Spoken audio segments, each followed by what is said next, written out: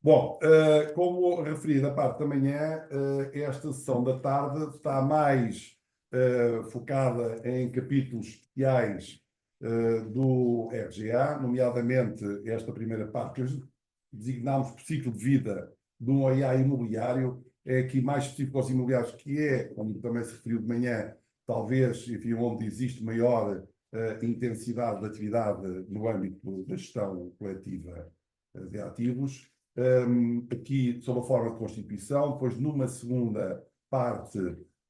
fusões, cisões e transformações, de seguida,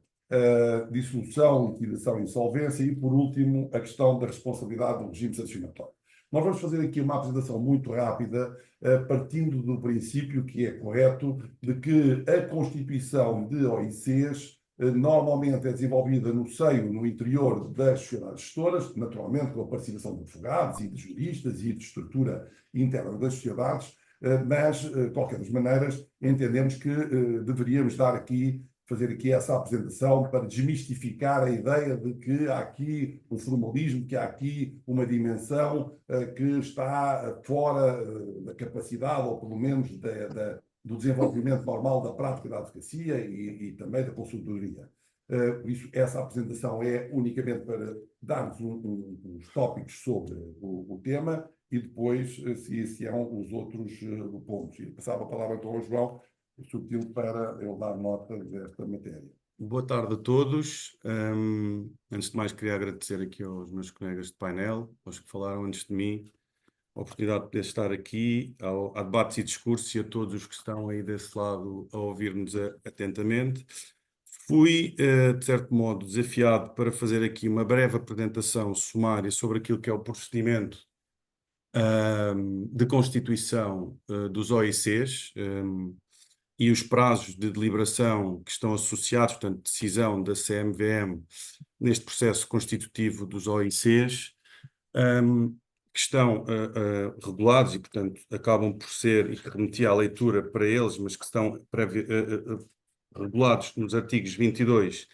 e 23 do RGA. Mas antes de entrar um pouco mais no detalhe, não é que se vá desenvolver isto ao detalhe, mas dar-vos uma overview um pouco maior sobre o que é o procedimento de constituição portanto, no seu processo. Dar aqui uma pequena nota introdutória. Aqui foi falado um pouco de manhã e sabemos que o RGA, o novo regime uniformizador, antes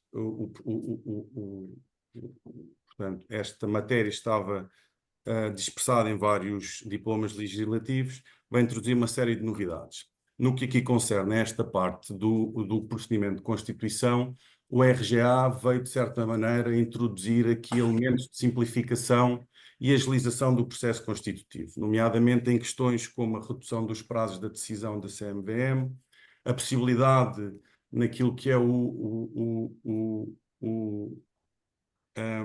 a substituição de alguns procedimentos autorizativos por meras comunicações prévias e a redução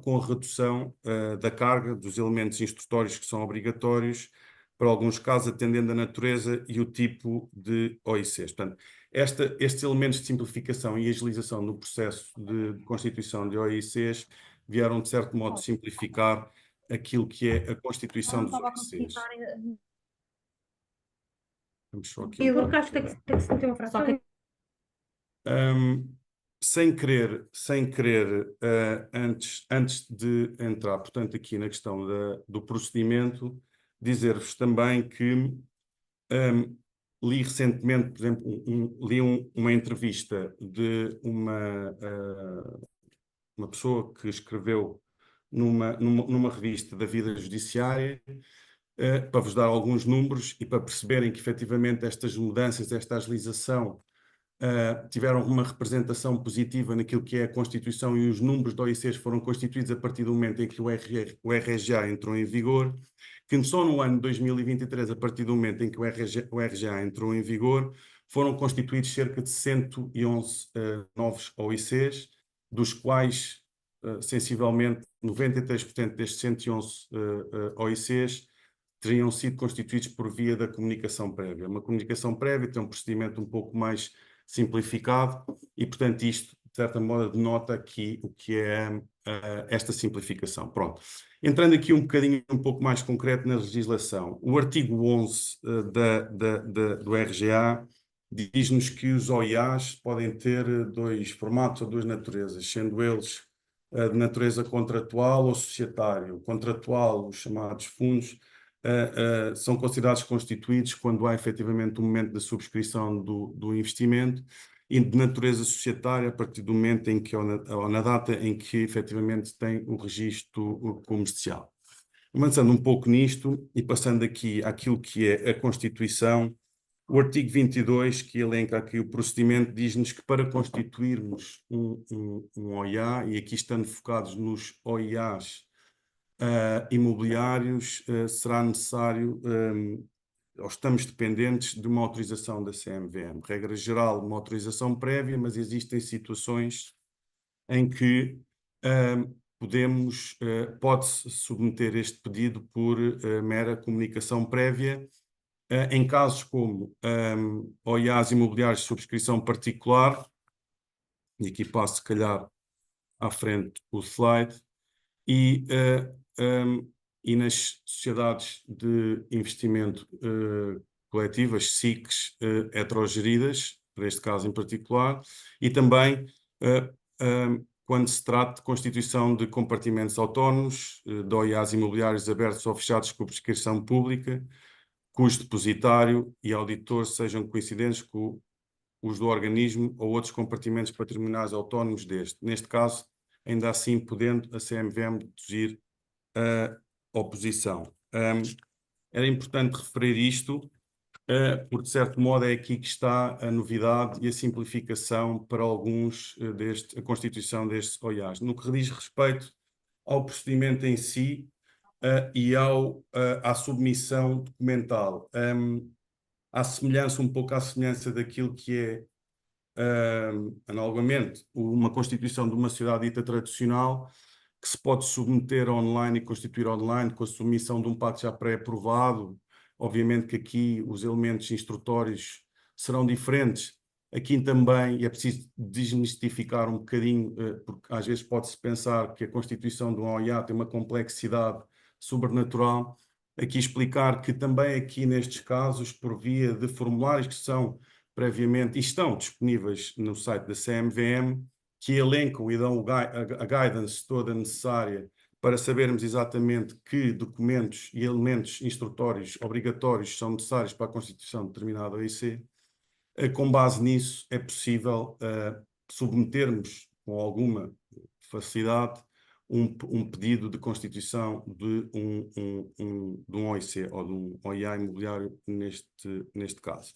E para isso, para além, obviamente, de toda a instrução documental que é necessária, é preciso juntar uma série de documentos, que são os elementos obrigatórios, que estão referidos e que são referidos no anexo 2 do RGA,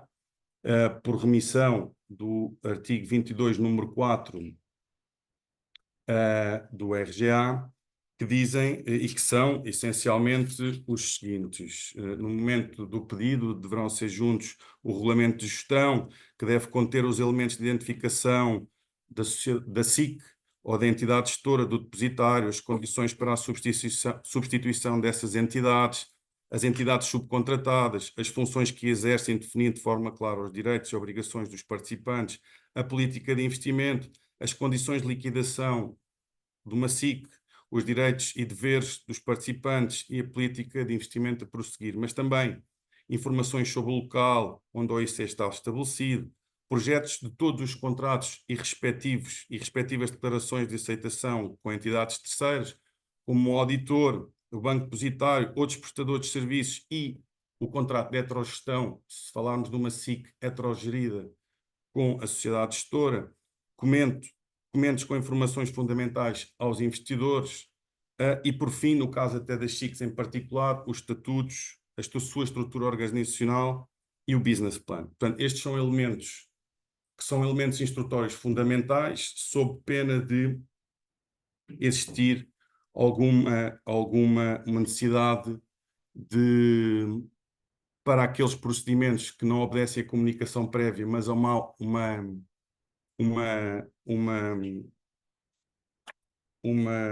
autorização,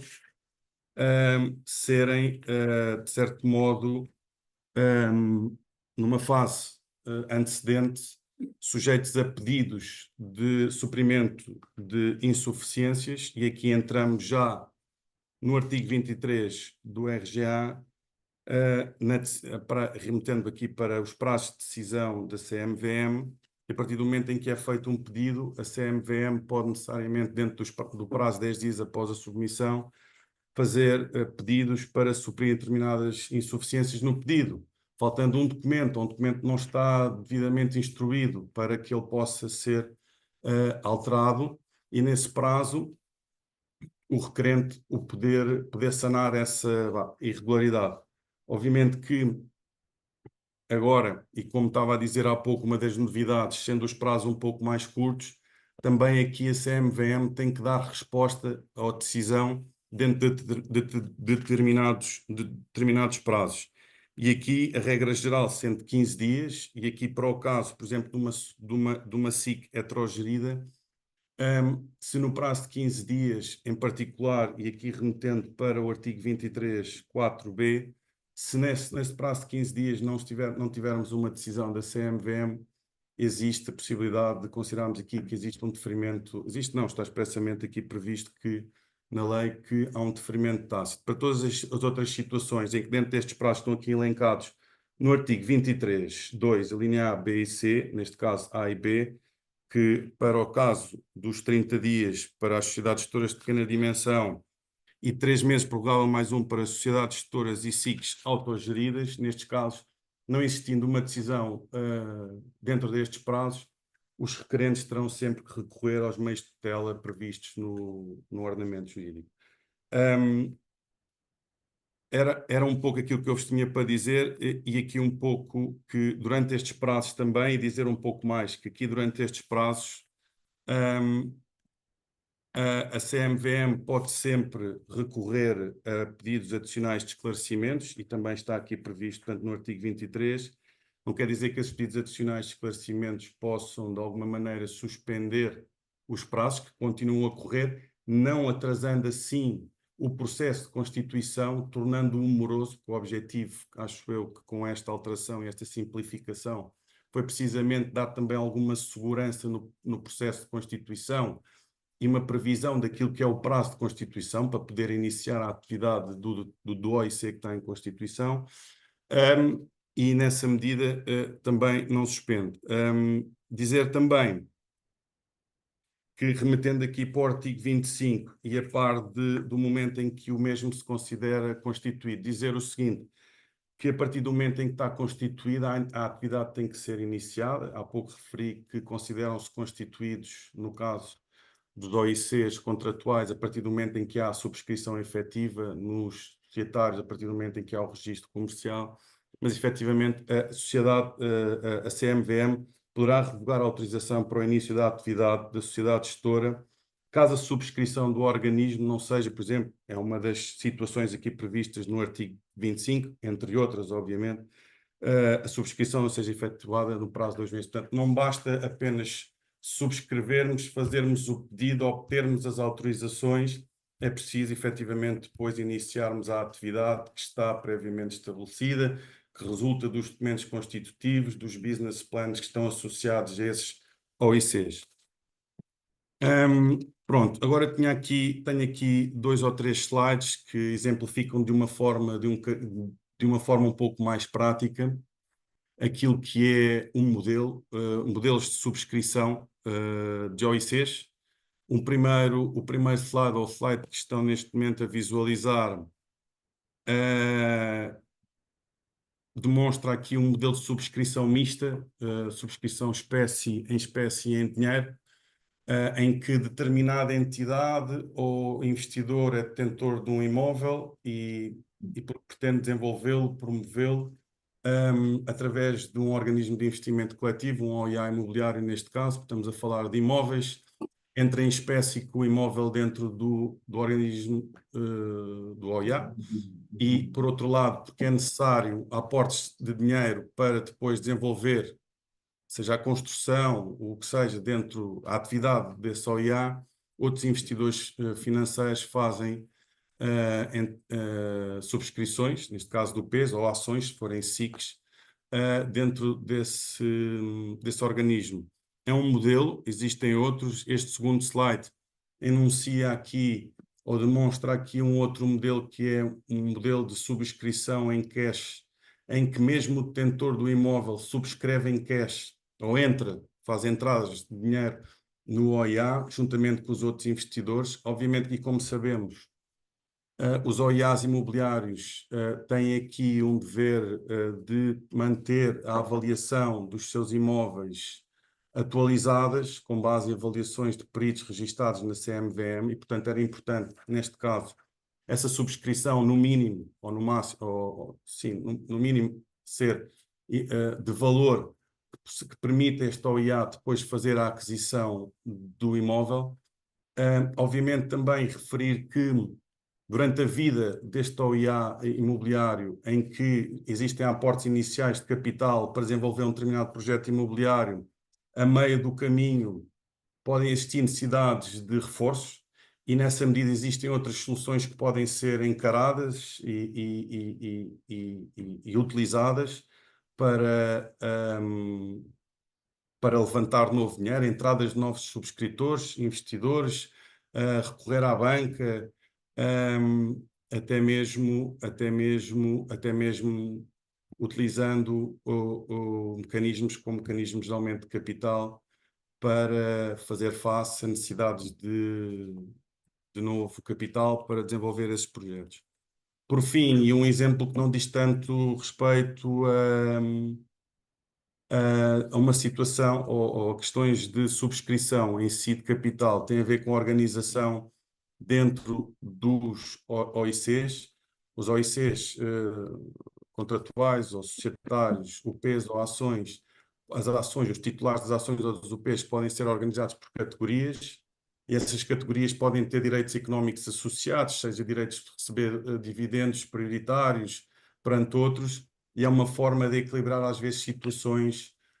entre investidores dentro destes OICs em função daquilo que é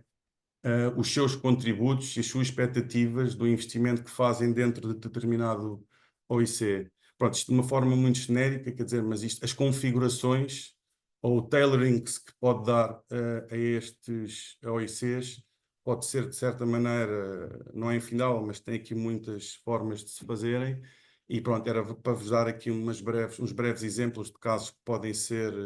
utilizados, e então passar à frente para aquilo que é o próximo capítulo. Antes de entrarmos no próximo capítulo, que já vai ser uma outra equipa, o Dr. João Cortial e o Tomás Gregório, finalizar dando aqui, enfim, fazendo aqui uma diferenciação entre o que são unidades de participação ou ações de tipo diferente, que podem ter direitos à distribuição, direitos económicos diferentes daquilo que são patrimónios autónomos, que é a referência que está agora no slide.